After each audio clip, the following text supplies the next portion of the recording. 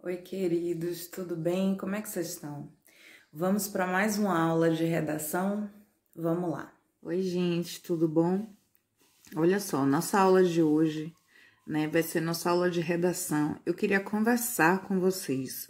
Afinal de contas, já foi dado todo o passo a passo, toda a teoria a respeito de como montar um texto dissertativo argumentativo.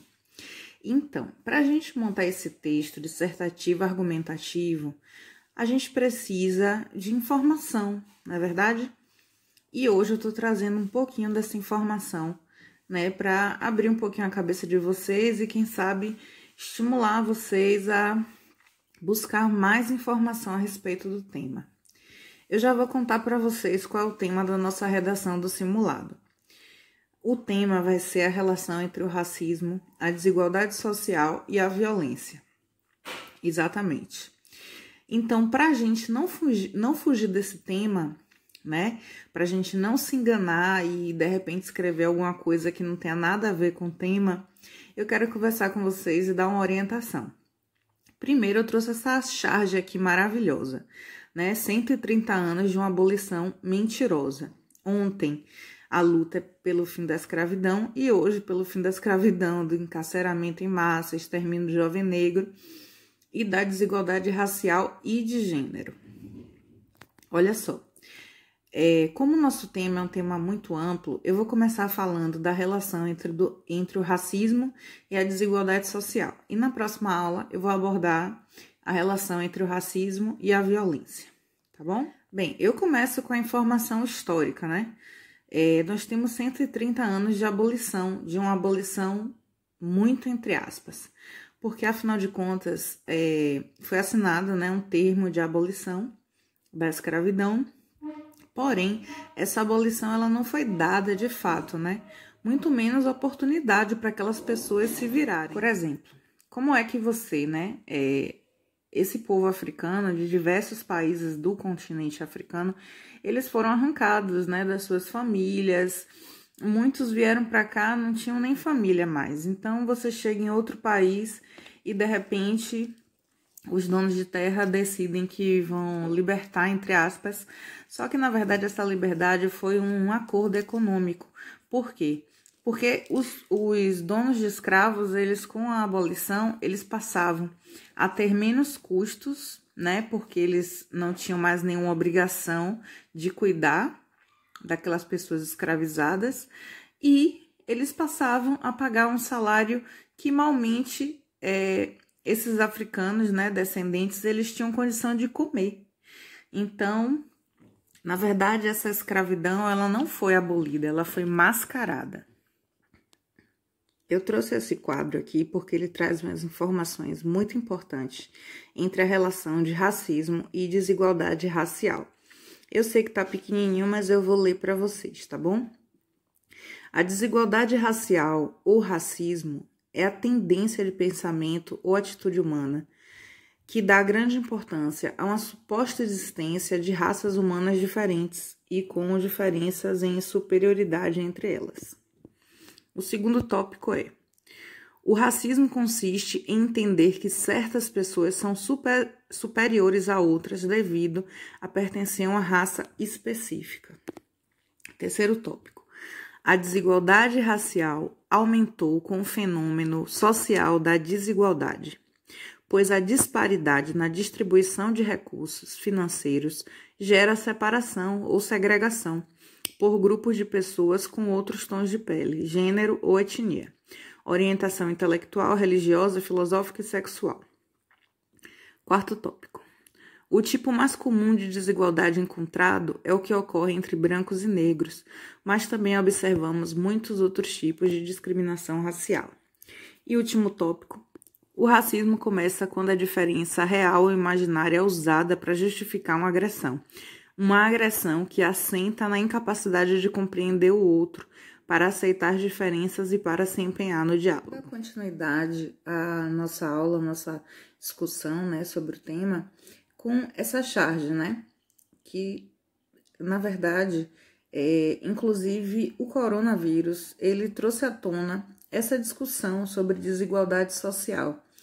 e como ela ficou evidente essa desigualdade na educação, na saúde, em diversos setores, né? Na charge a gente tem aí 2 crianças. Então, gente, o texto anterior, ele fala sobre a distribuição de renda. A gente sabe que a distribuição de renda, por exemplo, no Brasil e em países que foram colonizados, ela é muito má distribuída. Principalmente a gente sabendo que os dados, as estatísticas mostram, né, que as pessoas negras elas têm menos oportunidades e, portanto, né, elas ganham menos também do que pessoas brancas, né? E isso não sou eu que estou falando, não é opinião, isso são dados. Algumas pessoas questionam, por exemplo, o fato, né, de no Brasil e Estados Unidos, por exemplo, que ambos são países que foram colonizados, né? A gente foi colonizado por Portugal e Estados Unidos foi colonizado pela Inglaterra. Porém, algumas pessoas questionam por que a população negra dos Estados Unidos, né, tem muitos negros, né, juízes, doutores, e que aqui no Brasil não. Gente, se a gente estudar a história, a gente vai ver, né, que os Estados Unidos, eles eram divididos, havia 2 tipos de escravidão lá, né? Inclusive, as pessoas que foram escravizadas lá, elas tiveram mais oportunidades, né? E aqui foi um dos últimos países a abolir a escravidão.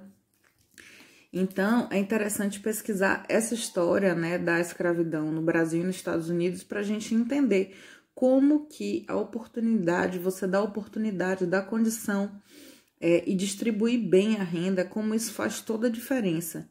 Não quer dizer que, apesar de, nos Estados Unidos, né, essa renda está um pouco melhor distribuída, que não exista racismo. A gente viu o caso de George Floyd, que o racismo, né, ainda é muito forte lá, alguns estados mais que outros, né, mas ainda é muito forte.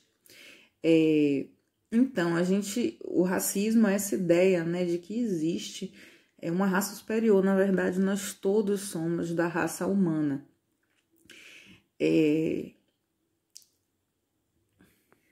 Então, é interessante a gente pensar, né, por que é tão importante, né, políticas públicas de distribuição de renda, de oportunidade de estudo, de acesso à universidade.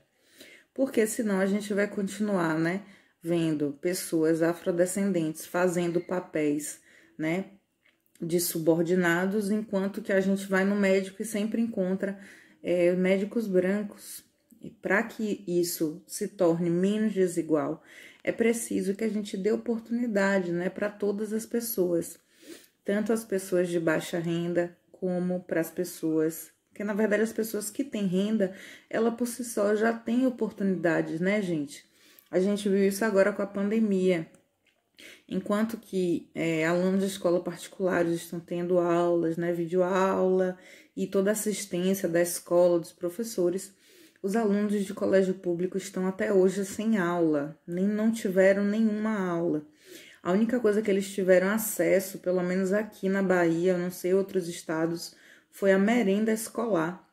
Então, vocês percebem o nível de desigualdade, né? Enquanto que vocês estão fazendo simulado e assistindo aula no celular, no computador, alguns alunos estão buscando apenas comer, né? Sobreviver.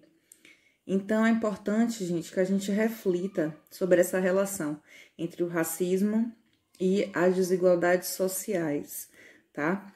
Então, isso é histórico, é um processo histórico no Brasil, tá? Que ao longo dos anos, a falta de oportunidade, a má distribuição de renda, né?